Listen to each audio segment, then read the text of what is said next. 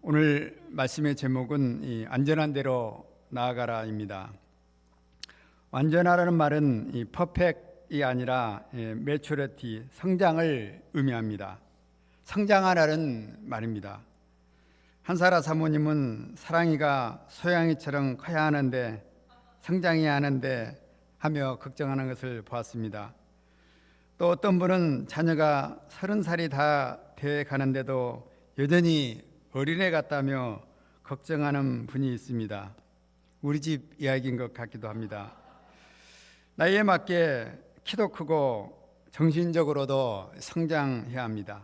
영적으로도 마찬가지입니다. 신앙 연수가 차면은 거기에 맞게 성장을 해야 합니다. 어린아이 수준에 머물러 있으면 안 됩니다. 키는 크고 싶다고 또 마음대로 클 수 있는 것은 아닙니다. 그러나 영적인 성장은 우리가 힘쓰고 노력하면 성장할 수 있습니다. 오늘 말씀은 어린아이 수준에 머물러 있는 히브리 성도들에게 성장하라 권면하는 말씀입니다. 저에게 하는 권면이기도 합니다. 성장하지 않고 어린아이 수준에 머무르면 타락하게 된다고 오늘 말씀은 말합니다. 과시와 엉겅퀴를 내어 버림을 받고 저주를 받게 된다고 말합니다. 그러므로 성장을 해야 합니다. 본 말씀을 통해서 영적으로 성장하고자 하는 소원을 덧입길 기도합니다. 5장 12절을 같이 한번 읽어보겠습니다. 시작. 때가 오래되었으므로 너희가 마땅히 선생이 되었을 터인데 너희가 다시 하나님의 말씀의 초보에 대하여 누구에게 가르침을 받아야 할 처지이니 단단한 음식은 못 먹고 젖이나 먹어야 할 자가 되었도다. 때가 오래되었으므로 예수님을 믿은 지 오래되었으므로 마땅히 선생이 되어야 하는데 아직도 초보신앙에 머물러서 반복해서 가르침을 받아야 할 처지가 되었느냐 하며 걱정과 질타 섞인 말씀을 하고 있습니다. 다 큰애가 우유병을 빨고 다닌다고 책망하는 것과 같습니다. 갓난아이가 우유병을 들고 먹는 모습은 참 대견하고 예쁩니다. 그런데 초등학교 다니는 아이들이 밥은 안 먹고 우유병만 물고 다니면 얼마나 부모가 복창이 터지겠습니까? 건강하게 성장할 수도 없습니다. 어린아이 수준에 머물러 젖만 물고 있으면 의의 말씀, 수준 높은 하나님의 은혜를 체험할 수도 없습니다. 14절을 보겠습니다. 단단한 음식은 장성한 자의 것이니 그들은 지각을 사용함으로 연단을 받아 선악을 분별하는 자들이라. 장성하면 크면 우리가 이 딱딱한 음식을 먹습니다. 딱딱한 총각김치도 먹고 알싸한 갓김치도 먹게 됩니다. 갈비도 뜯습니다. 가리지 않고 먹어야 건강에도 좋습니다. 제가 예비역 목자님들과 장막 생활을 체험할 때 저희 장막은 현미밥을 먹었습니다. 현미밥은 딱딱하여 백미처럼 입에 딱딱 달라붙어 붙지 않습니다. 맛이 없습니다. 제가 건강이 좋다고 설득하자 현미밥을 같이 먹었습니다. 다들 장성한 예비역들이었기 때문에 참고 먹었지 아마 요즘 새내기 학생들 같았으면 다 도망갔을 것입니다. 현미밥처럼 단단한 음식을 먹기 위해서는 지각을 사용해야 한다고 말합니다. 지각을 사용한다는 것은 깊이 생각하고 묵상하는 것입니다. 현미가 먹기는 불편해도 영양에 좋다는 이 생각을 해야 하는 것입니다. 또 연단을 받아야 합니다. 오랫동안 씹는 훈련도 받아야 하는 것입니다. 말씀도 마찬가지입니다. 인스턴트 신풍처럼 막 이렇게 땡기는 맛이 나지 않습니다. 깊이 생각해야 합니다. 디모데후서 3장 16, 17절은 말합니다. 성경은 하나님의 감동으로 된 것으로 교훈과 책망과 바르게 함과 의로 교육하기에 유익하고 하나님의 사람으로 온전하게 하며 모든 선한 일을 행할 능력을 갖추게 하려 함이니라. 성경이 하나님의 사람들로 하여금 온전하게 하며 선한 능력을 갖추도록 하는 말씀이라는 생각을 깊이 해야 말씀을 펴고 묵상할 수 있는 것입니다. 요즘 금요 부르짖는 기도 모임에 보는 이 히브리 말씀은 어느 말씀보다 단단한 음식과 같습니다. 어렵습니다. 예수님 한 분에 대해서 이렇게 다각도로 집중적으로 나오는 말씀이 없습니다. 낙하산 인사처럼 갑작스럽게 멜기세덱이 나타나기도 합니다. 이해하기 어려운 대목이 많습니다. 11절 말씀에서 멜기세덱을 이야기를 꺼내려다가 너희들이 알아듣기 어려우니까 그냥 그만두겠다 하고 거두어 드렸습니다. 그러나 다음 주에 또 다시 나올 것입니다. 딱딱한 음식을 먹기 위해서는 훈련이 필요한 것입니다. 부산대학병원에 의사로 근무하는 김노아 목자님께 제가 말씀 공부할 때 어떻게 하면 그렇게 어려운 의과대학에 들어갈 수 있는가 비법을 물어봤습니다. 그랬더니 공부는 머리로 하는 것이 아니라 엉덩이로 해야 합니다 하고 했습니다. 오랫동안 책상 앞에 엉덩이 붙이고 앉는 훈련이 제일 중요하다고 했습니다. 영적인 성장을 위해서는 이 훈련이 중요합니다. 연단을 받아야 합니다. 그래서 우리가 일용할 양식 훈련, 새벽기도 훈련, 말씀 암송 훈련, 전도 훈련, 1:1 전투, 메시지 감당하는 훈련 다 훈련자를 붙여서 말하고 있습니다. 이런 훈련 없이 저절로 영적으로 성장할 수가 없는 것입니다. 훈련을 받지 않으면 커서도 어린아이처럼 우유병만 들고 다닐 수밖에 없는 것입니다. 6장 1절을 또 같이 읽겠습니다. 시작. 그러므로 우리가 그리스도의 처벌을 버리고 죽은 행실을 회개함과 하나님께 대한 신앙과 세례들과 안수와 죽은 자의 부활과 영원한 심판에 관한 교훈의 틀을 닥치 닫지 말고 완전한 대로 나갈 죽은 행실을 회개하는 것, 하나님께 대한 신앙, 곧 믿음과 세례와 안수, 죽은 자의 부활, 영원한 심판은 신앙의 생활의 중요한 기초입니다. 건축에 있어서 기초공사가 중요한 것처럼 중요한 것입니다. 그런데 기초공사만 하고 있으면 건물을 올릴 수가 없습니다. 건축을 하는 사람들의 목표가 기초공사 하나로 끝나지 않습니다.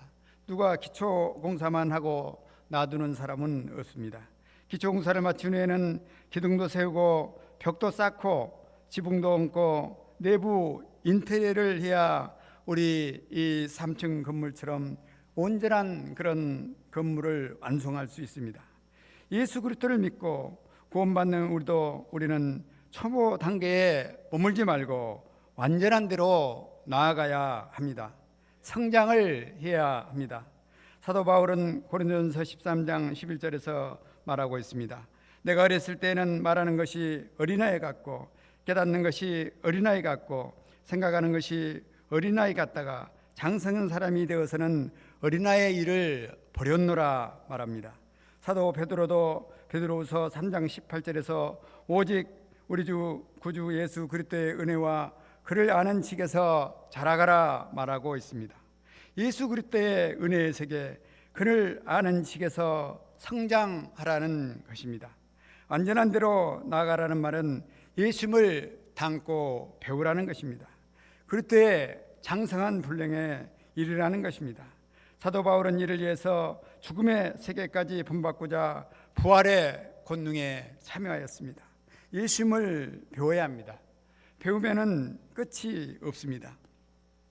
우리 지역 출신 이 원로 정치인 권노갑 씨가 있습니다.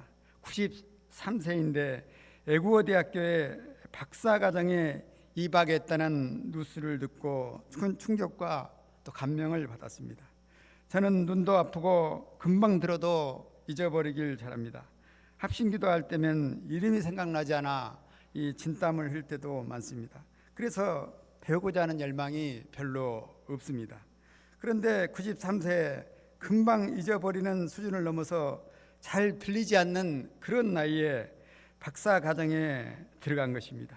잘 들리지 않으면 사람들에게 이렇게 다가가는 것이 꺼려집니다. 그런데 93세의 할아버지가 젊은 학생들 속에 들어가 박사 공부를 하고 있다니 놀라울 뿐입니다. 열정적으로 배우는 인생을 살기 때문에 그분의 모습은 90대 노인의 모습이 아니라 70대 형님처럼 보입니다. 완전한 대로 나아가라는 말은 바로 예수님을 배우는 인생을 살아라 하는 말씀입니다. 죽을 때까지 예수님을 배우는 인생을 살아야 합니다. 며칠 전에 60대 후반의 이 매형 친구가 치매로 고향에서 죽었다는 소식을 들었습니다. 젊어서 잘생기고 에너지가 넘치게 살았던 사람도 치매에 걸리는 것을 보았습니다. 배우고자 하지 않고 무기력하게 살다 우울증에 걸린 사람들이 치매에 가장 잘 걸린다고 하였습니다. 예수님을 배우며 성장하고자 애쓰지 않으면 누구든지 영적인 치매에 걸릴 수가 있는 것입니다. 6절, 7절, 8절을 한번 보겠습니다. 타락한 자들은 다시 새롭게 하여 회개할 수 없나니 이는 그들이 하나님의 아들을 다시 십자가에 못 박고 드러내놓고 욕되게 함이라. 땅이 그 위에 자주 내리는 비를 흡수하여 밭가는 자들이 쓰기에 합당한 채소를 내면 하나님께 복을 받고 만일 가시와 엉겅퀴를 내면 버림을 당하고 저주함에 가까워 그 마지막은 불사람이 되리라 말하고 있습니다. 성장하지 않고 어린아이 수준에 머물러 있으면 타락하게 되는 것입니다. 부패하게 되는 것입니다. 가시와 엉겅퀴를 내는 밭처럼 버림을 받고 불사람을 당하게 됩니다. 이것은 아무것도 예수님을 모르는 초보 신앙만이 그런 것이 아닙니다. 4, 5절을 보면 빛을 받고 하늘의 은사를 맛보고 성령에 참여하고 하나님의 선한 말씀과 내세의 능력을 맛본 사람들이 예수님을 배우고자 하지 않을 때 그렇게 되는 것임을 깨닫습니다. 비를 흡수할 수 없는 땅은 딱딱하게 됩니다. 그래서 채소를 내지 못해서 가시와 엉겅퀴를 낼 수밖에 없는 것입니다. 버림받고 저주받게 되는 것입니다. 저는 역사관 확장을 위한 아이디어를 얻고자 양림동에 있는 유진벨, 최홍정 기념관 등을 방문 목사님들과 하였습니다. 호남 선교의 선구자라는 유진벨 선교사님을 제가 자세히 몰라서 그분을 좀 더 알고 싶어 책을 하나 사서 보았습니다. 물의 근원을 고쳐라는 제목으로 되어 있었는데 그분의 삶에 대해서 써져 있었습니다. 많은 은혜를 읽으면서 받았습니다. 그런데 실망스러운 내용도 발견했습니다. 강주 기독교병원 2대 원장으로 부임했던 놀란 의사 선교사가 있습니다.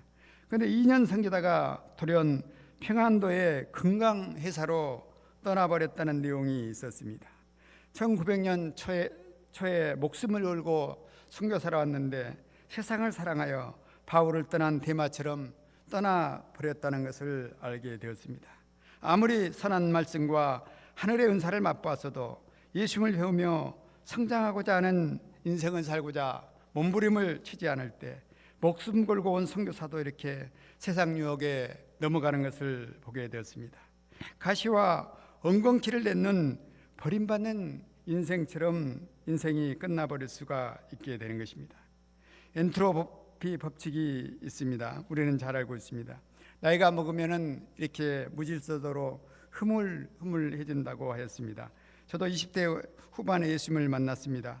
부활의 빛을 받고 하늘의 은사도 맛보았습니다. 부활의 기쁨을 맛보았습니다. 주와 함께 죽으러 가자 외친 도마처럼 주님을 위해서 죽음도 불사합시다 하며 외치곤 하였습니다. 추운 겨울 온서 접수장에 신입생 한 명이라도 더 만나고자 새벽부터 나가 천막을 치고 뛰어다녔습니다.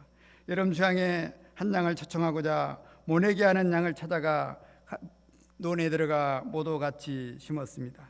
군인처럼 그때 빠릿빠릿하게 움직였습니다. 그런데 지금은 나사 빠진 사람 빠진 것처럼 느슨해질 때가 있습니다. 성탄에 가족과 양을 초청하자 간구를 해도 별로 초청하고자 하는 그런 마음을 갖지 못하고 있었습니다. 그러다 유진벨 선교사 책을 읽으면서 윤영숙 자매라는 수피아이고 여학생이 태극기를 들고 3.1운동에 참여하다가 일본군의 군도에 오른팔이 잘려 나갔는데 그는 왼손으로 떨어진 팔 대신 태극기를 들고 다시 만세 운동에 참가한 것을 보았습니다. 그 후 심한 고문을 받고 눈이 실명되었습니다. 그러나 신학을 공부하고 여수에 가서 복음을 전하고 섬기다가 6.25 때 손양한 목사님처럼 공산당에게 처형되는 것을 보고 큰 충격과 은혜를 받았습니다. 저는 정신이 바짝 들어 후배 직원에게 연락하여 이 성탄을 예배에 초청하고자 어제 점심에 만났습니다.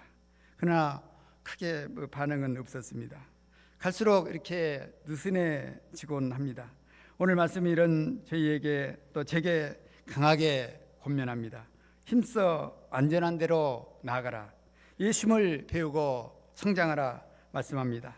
한번 빛을 받고 하늘의 은사를 맛보고 성령에 참여해서도 예수님을 배우고자 하지 않으면 금세 가시와 엉겅퀴가 내는 밭처럼 될 수밖에 없습니다.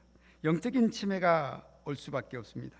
나이 들수록 더 깨어서 예수님을 배우고자 힘쓰지 않으면 엔트로피 법칙에 무너질 수밖에 없습니다. 저는 소천하기 전날까지 새벽 기도에 나가신 정요셉 선교사님이 가끔 생각납니다. 죽기 전까지 그분은 예수님을 배우는 삶을 사셨습니다. 제가 정요셉 선교사님처럼 이분을 본받아 죽는 날까지 새벽 기도하며 또 양들을 돕는 인생을 살길 기도합니다. 결론입니다. 그리스도의 도의 처벌을 버리고 완전한 대로 나아가라. 제가 죽기까지 예수님을 배우며 성장하는 인생을 살 수 있기를 기도합니다.